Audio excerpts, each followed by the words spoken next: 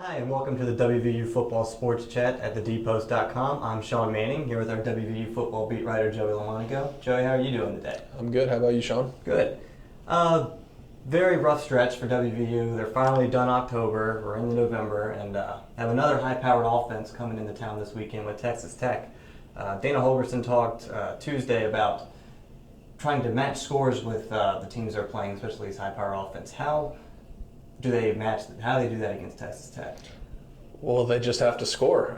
It's a situation where they have to. That's the nature of Big 12 football. You saw last week Texas Tech put up 53 points in a losing effort in a game that wasn't even particularly close at the end of the game. When Coach Holgorsen spoke to the media on Tuesday, he mentioned that in the first half of the Baylor game, the Mountaineers did match scores with the Bears. It was close. It was 27-24 at one point. But against TCU, not so much. The offense sputtered early, and that's going to be the recipe for a fifth straight loss if it happens on Saturday against Texas Tech. And going back to that October stretch, I mean, it was brutal playing three teams that are currently undefeated. But Dana Holgorsen would say that the hard part's not done. But if you look at the schedule, it seems like the future schedule is a little bit on the easier side. But you can see where he's coming from, though. That's a huge trap that his team could fall into. You know, okay, we're done with the Oklahomas, the best that the state of Oklahoma has to offer. We're done with Baylor. We're done with TCU. Now it's smooth sailing. And if they come out like that, they're going to lose to Texas Tech. They're going to lose to Iowa State. They could lose to Kansas if they come out with that mentality. So Coach Holgorsen, that was some very cleverly worded coach speak, trying to guard against that complacency. But if you look at it, the record of the teams that they played over the past 4 weeks, only one loss, all four of those teams combined. You look at the record of the teams they play the rest of the way, including Texas Tech, it's a losing record. It's well below the 500 mark. So things do get easier on paper, but they still have to go out there and play football. On offense, the running game has struggled outside of Wendell Smallwood.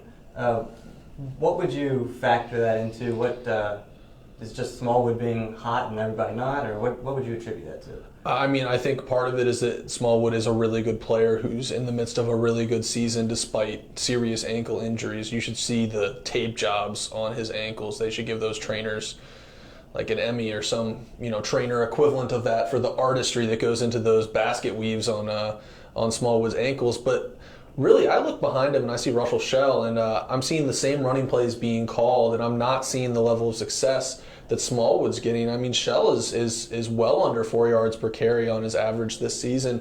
And you talk to running backs coach Jawan Sider, and he says the same plays are getting called, and he's really attributing it to Shell having bad luck, getting hit in the backfield, when on the same plays the line is inexplicably blocking better for Wendell. So who knows, but really they have nothing going right now beyond number 4. They need to get the 6 wins to become bowl eligible. They have 5 games remaining. Is bowl eligibility really starting to become a big question mark? Man, you wouldn't have thought so, 5 weeks ago after that Maryland game that kind of got Randy Edsall fired from the Terrapins. That's how bad the Mountaineers trounced them, and everything was, sunshine and rainbows back then.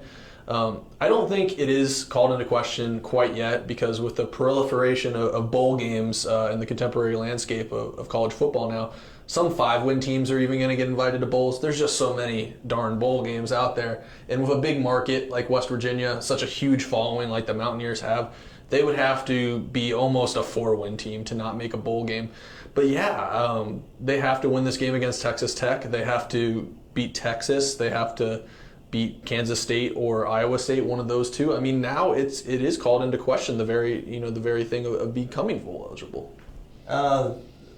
The team is pretty banged up. They were a couple of injuries against TCU. Where do they stand health-wise? Well, it's a little better this week, especially in this defensive secondary. Ricky Rumpf was away from the team due to a family tragedy. He had a death in the family, so he wasn't with the team, didn't travel down there to Fort Worth. He'll be back, which will provide a boost to that secondary that got shredded by Trevon Boykin last week. Other guys are still kind of more of the same. Terrell Chestnut, shoulder, more of the same. We'll have to see. You have guys on that offensive line like Tyler Orlowski. He's playing through a lot of pain. Smallwood's ankle didn't just magically heal although it is better. So you're going to have guys, KJ Dillon's another one, who are going to be playing through a lot of pain, and it's just going to come down to the risk-reward of how effective are they on the field versus their very presence being needed out there. All right, thank you, Joey. Please tune in to thedpost.com for more WVU football coverage.